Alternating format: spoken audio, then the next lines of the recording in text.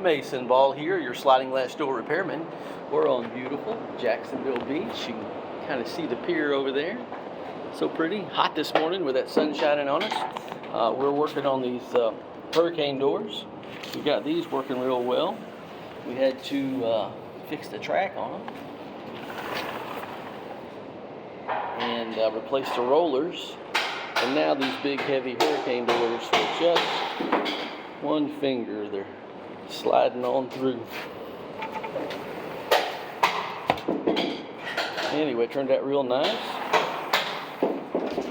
This is what one of the old rollers look like.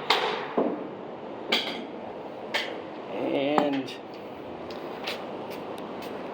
the big struggle with these hurricane doors a lot of times is getting all these clips.